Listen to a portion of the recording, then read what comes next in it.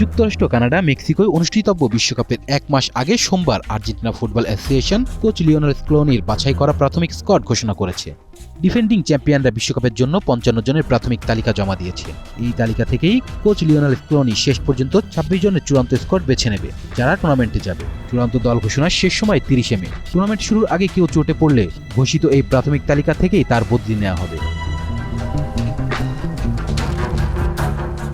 এটি প্রাথমিক তালিকা হয় অনেকটাই চূড়ান্ত তালিকা থেকে শেষ পর্যন্ত বাদ পড়বেন। তবে প্রাথমিক তালিকায় কয়েকটি চমকপ্রদ নামও রয়েছে, যাদেরকে কোচিং স্টাফও নজর রাখলেও আগে কখনোই জাতীয় দলে ডাকেনি। 6 গোলরক্ষকের মধ্যে সান্তিয়াগো বেলত্রানের নাম আছে। রিভার প্লেটের এই তরুণ গোলকিপার তালিকায় 6ষ্ঠ স্থানে আছেন। তার আগে রয়েছেন এমিলিয়ানো মার্টিনেজ, রুল্লি, হুসাইন মুসো, বেনিতেজ ও কাম্বেসেস। এদের মধ্যে প্রথম 3 জনই চূড়ান্ত স্কোয়াডে থাকার সম্ভাবনাই বেশি। এদের মধ্যে বেলত্রান ছাড়া বাকি সবাই আগে আর্জেন্টিনার হয়ে খেলেছেন। ডান প্রান্তে গঞ্জালো মন্তিয়েলের জায়গা প্রায় নিশ্চিত ধরা হয়েছে। তালিকায় নোহায়েল মলিনার নামও আছেন, যদিও তিনি রোববার চোটে পড়েছেন এবং সেরেও উঠতে প্রায় 21 দিন সময় লাগতে পারে। এই পজিশনের বিকল্প হিসেবে আছেন আগাস্টিন গিয়াই, কেভিন ম্যাকএলিস্টার ও নিকোলাস কাপালদের নামও। রক্ষণভাগে চমকপ্রদ নামগুলোর মধ্যে আছেন লাউতারো দি লোল্লো, যিনি সম্প্রতি বোকা জুনিয়র্সের নিয়মিত একাদশের জায়গা করে নিয়েছেন। এছাড়াও আছেন জাইদ রোমেরো, যিনি বর্তমানে লা লিগায় গেলাতাফের হয়ে খেলছেন। তবে অবাক করার বিষয়, এই তালিকায় জায়গা হয়নি টমাস পেলাসিসের, যিনি সবশেষ আন্তর্জাতিক বিরতিতে ডাক পেয়েছিলেন। বাদ পড়েছেন মারিয়ানো ত্রাইলোর নামও।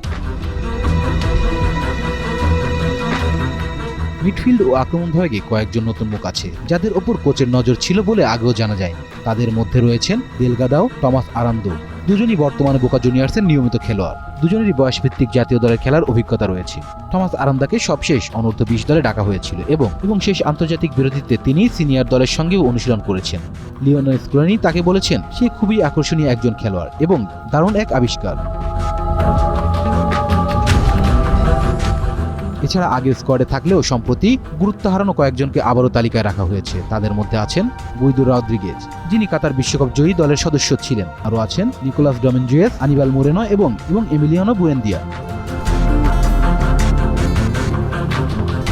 প্রাথমিক তালিকায় আরও জায়গা পেয়েছেন কার্জনো, যিনি 2024 সালের সেপ্টেম্বরের পর আর ডাক পাননি।